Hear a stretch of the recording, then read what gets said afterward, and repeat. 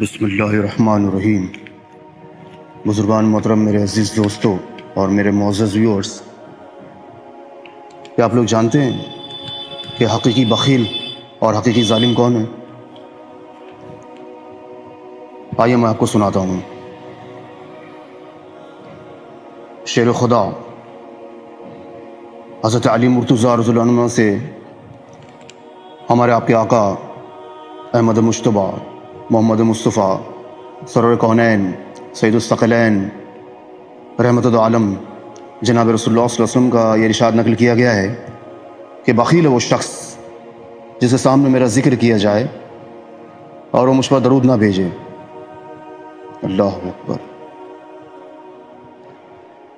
علامہ سخاوی رحمہ اللہ نے نواسہ رسول حضرت امام حسن رضی اللہ عنہ کی روایت سے پیارے آقا صلی اللہ علیہ وسلم کا یہ ارشاد نقل کیا ہے کہ آدمی کے بخل کے لیے کافی ہے کہ میرا ذکر اس کے سامنے کیا جائے اور وہ مجھ پر درود نہ بھیجے۔ اللہ اکبر۔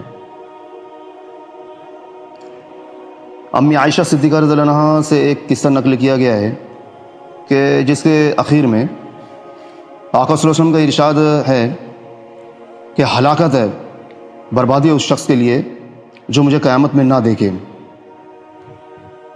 امی عائشہ نے عرض کیا، یا رسول اللہ، وہ کون شخص ہے جو آپ کی زیارت نہ کرے؟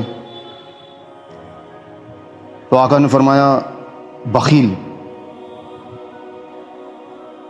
امی عائشہ نے پھر دریافت فرمایا کہ بخیل کون؟ تو آپ صلی اللہ علیہ وسلم نے فرمایا، جو میرا نام سنے اور درود نہ بھیجے۔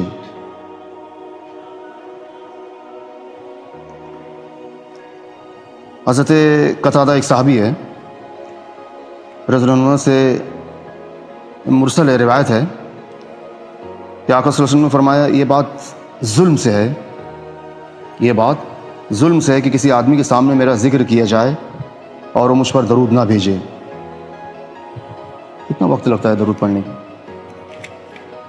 اللہ پاک ہمیں اس ظلم اور بخل سے بچائے اور کثرت سے